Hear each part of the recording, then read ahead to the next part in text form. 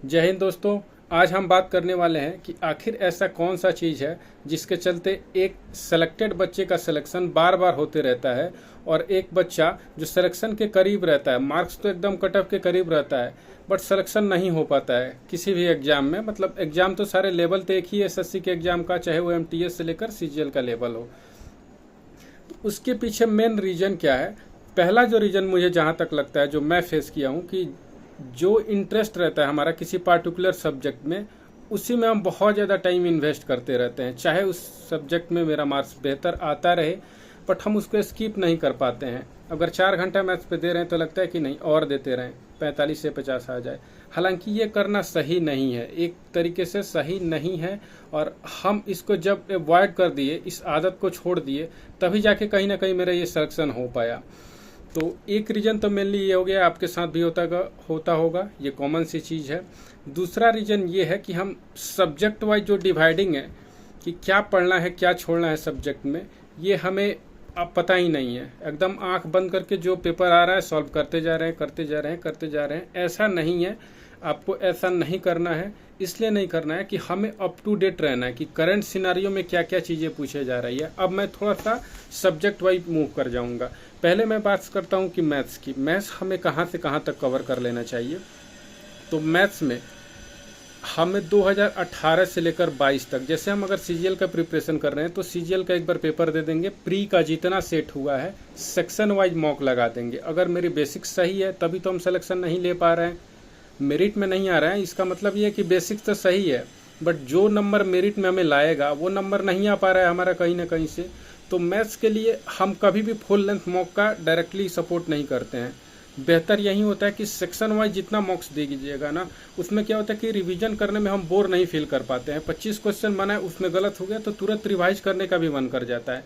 But एक बार 100 question बनाने में फिर से उसके एक एक करके सारे सवाल देखने में ना थोड़ा सा टेडियस काम हो जाता है। तो वो काम से आपको बचना है। सेक्शन वाइज मॉक देना स्टार्ट कर दीजिए आप। सीजीएल 2018 से लेकर 22 तक दीजिए अगर आप सीजीएल के एस्पिरेंट हैं, या सीएचएसएल एमटीएस, मतलब जो भी एग्जाम का प्रिपरेशन कर रहे हैं उसके अकॉर्डिंग। बहुत ज़्यादा टाइम नहीं लगाना है, 2 सेट कम से कम ऐसे मारने हैं। जैसे ही कवर होता है फिर सीएचएसएल का लगाना है, सीपीयू का लगाना है। मतलब ये 5 सालों का पेपर आपको एकदम धजिया की तरह उड़ा देना है। इसलिए हम ऐसा बोल रहे हैं कि एक बार पेपर इतना अगर आप सॉल्व कर लेते हैं ना, पुराने पेपर सॉल्व करने के बावजूद, तो एग्जाम में जब बैठिएगा तो कॉन्फिडेंस बहुत लेवल अप हो जाता है। उसके बाद लगता है कि आप मतलब काम होकर पेपर दे पाइएगा, कोई भी हड़बड़ाहट नहीं रहेगा। दूसरी तरफ मूव कर रहेंगे हम, आपको यही सेक्शनल वाला काम करना है। बेसिक अगर कमांड नहीं है तो बेसिक किसी के नोट से कर लीजिए, यूट्यूब का हेल्प लेके जल्दी से जितना हो सके कर लीजिए। दूसरा हम काम जो करेंगे इंग्लिश के। इंग्लिश अपने आप में एक मतलब सबसे डिफ़िकल्ट पेपर मुझे लगता है। आज के डेट में तो इतना ट्रिकी हो गया है, लगता था अब लगता नहीं है, क्योंकि मतलब रेंज ही नहीं है कोई। और जिस चीज़ का रेंज नहीं है ना, वो पता नहीं चलता है कि एक मॉक में 40 आ रहा है, किसी में 30 आ रहा है, कभी 45 आएगा, कभी 50 आएगा, कभी 48 आएगा, कभी 28 आएगा। तो ये सब वेरिएशन बहुत ज़्यादा आता है, क्योंकि एक पार्ट तो नहीं है, वोकैब है, ग्रामर है। तो आज के डेट में हम जहाँ तक देख पा रहे हैं कि इंग्लिश में सबसे ज़्यादा वोकैब सेक्शन पे, और जेन्युइनली देखा जाए तो इंग्लिश का सेक्शन मेनली 70% से 80% वोकैब ही है। चाहे वो पैसेज में ही वोकैब छुपा हो, चाहे वो क्लोज टेस्ट में ही वोकैब हो। तो एसएससी पूरी तरीके से मतलब अभी हम देख रहे हैं ना कि एकदम डिमांड में है वोकैब सेक्शन पूरा। तो आप रिसेंट ईयर के, क्योंकि ईडीएम्स फ्रेज रिपीटेड नहीं हो रहे हैं, नए नए ईडीएम्स फ्रेज आ रहे हैं, तो नए रिसेंट जितने पेपर हैं ना, हमने सबका लगा दिया था। मेंस के समय सीजीएल, सीपीओ, सीएचएसएल सारे का पेपर 2018 से लेकर 22 तक का जितना नया वर्ड आ गया कॉपी में नोट डाउन कर लेते थे। नोट डाउन तो करना ही है। जब तक आप नहीं कर पाओगे ना नोट डाउन, तब तक इम्प्रूवमेंट नहीं होगा भाई। 120 आ रहा है तो 120 मार्क्स ही मॉक में रहेगा 100 नंबर में। ये जब तक नोट करने का टेंडेंसी नहीं डेवलप होगा, जब तक पता नहीं चलेगा कि हमें अच्छा पिरामिड का क्वेश्चन गलत हो रहा है, पिरामिड पढ़ना पड़ेगा, तब तक ये टेंडेंसी आप नहीं डेवलप कर पाओगे स्कोर बढ़ाने का। फिर बात कर ले कि आपको रीजनिंग हल्के में नहीं लेना है, क्योंकि मेंस में अटैच हो गया है रीजनिंग। तो रीजनिंग का भी यही काम करना है, आप सेम प्रोसेस करना है। हमने सारा सॉल्व किया था। जितना ही ज़्यादा प्रैक्टिस करोगे ना, टाइम कम बनेगा आपको। एग्जाम में सबसे बड़ी दिक्कत क्या आती है? टाइम इशू आता है। रीजनिंग का क्वेश्चन आते हुए भी इंसान छोड़ देता है, सीरीज वगैरह 1-2 बार में नहीं पकड़ में आता है। तो अगर टाइम रह जाएगा तो वो चीज़ें जल्दी से बाकी सेक्शन में भी हम काम कर पाएंगे, यूटिलाइज कर पाएंगे टाइम का। तो वो काम हमें करना है कि जितना ज़्यादा प्रैक्टिस हो रीजनिंग का उतना ज़्यादा करेंगे। खासकर ये सीरीज वाले सेक्शन वाइज ही करिए आप। हम तो सेक्शन वाइज ही किए थे और मेरा मार्क्स जो इम्प्रूवमेंट हुआ था इस सेक्शन वाइज मॉक के अकॉर्डिंग हुआ था। जीके का नहीं लगाए थे, जीके बस भगवान भरोसे बैठे थे सेक्शन वाइज पढ़ के। हिस्ट्री प्रीवियस ईयर सारा रट लिए थे, ये सिविक्स वगैरह भी प्रीवियस ईयर एक बार बस 1 से 2 बार देखे हुए थे। बट जो इम्पोर्टेंट टॉपिक्स हैं जैसे कि आर्टिकल्स हो गया, शेड्यूल हो गया, ये सब चीज़ हम बहुत इम्पोर्टेंट आर्टिकल्स वगैरह सारा तो पढ़ना नहीं है। हम लुसेंट में पूरी तरीके से अच्छी तरीके से पढ़ लिए थे कि ऐसा इजी सेक्शन जो आ जाए ना वो गलत नहीं होना चाहिए। अगर आसान सवाल आप पेपर में गलत कर देते हैं ना तब मेरिट में आप नहीं आ पाइएगा। सिली मिस्टेक से बचना है और आसान पेपर जो मोस्ट डिमांडिंग है, जैसे आपको भी पता होगा इतने दिनों से पढ़ रहे हैं तो स्पोर्ट्स का सेक्शन हो गया, आर्ट एंड कल्चर हो गया, आर्टिकल्स हो गए, ये सब कुछ चीज़ें हैं जो 40-50% तक चीज़ें प्रेडिक्टेबल है एसएससी के फील्ड में।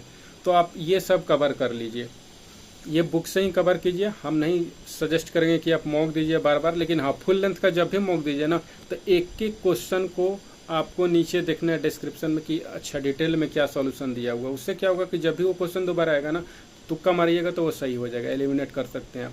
तो आपको इतनी सारी चीज़ें करनी पड़ेंगी, ये चीज़ कोई नहीं बताएगा। आप दिन भर इसका वीडियो देखिए, उसका वीडियो देखिए, हमें कोई फ़र्क नहीं पड़ता है। At the end of the day आपको दिमाग में ये चलना चाहिए कि इस बार मेरा सिलेक्शन होना चाहिए कि किसी भी तरीके से। और जब तक आप स्मार्ट वे में काम नहीं कीजिएगा ना तो दिन भर पढ़ने से आपको भी लगता होगा कि 8 से 10 घंटे पढ़ रहे हैं फिर भी सिलेक्शन नहीं हो रहा है। पढ़ना भी है लेकिन स्मार्ट वे में पढ़ाई करना है। थोड़ा सा पढ़ने से ज़्यादा इंपॉर्टेंट है छोड़ना, क्या चीज़ें छोड़ना है और क्या चीज़ें अभी अपडेट में चल रही है। मैथ्स अगर ईजियर आ रहा है, मैथ्स ईजी आ रहा है तो क्यों अपना फालतू का टाइम दिन भर मैथ्स पर देंगे? क्यों 4 घंटा पढ़ेंगे, 2 घंटा ही मैथ्स पढ़ लेंगे? इतना तो रिस्क ले सकते हैं, बिना रिस्क लिए काम नहीं चलेगा। क्योंकि हमें सेम टाइम में अब जीके जीएस भी कवर करना है जो कि मेरिट में एक बहुत बड़ा रोल प्ले कर रहा है आज के डेट में। तो बाकी आपको ये सारी काम करनी है, ये एकदम बेसिक फंडामेंटल है। इतना कर लोगे तो एकदम से कॉन्फिडेंस बूस्टअप होगा ही होगा। फिर भी अगर आपके प्रिपरेशन में किसी भी तरीके का कोई दिक्कत है तो अभी हम फ्री हैं, आप मेरे मोबाइल नंबर पे कांटेक्ट कर सकते हैं। मैं अपना मोबाइल नंबर हालांकि मैक्सिमम वीडियो में डाला हूं और 50-60 बच्चे से अभी तक मतलब रिजल्ट के टाइम से लेकर अभी तक बात कर चुका हूं।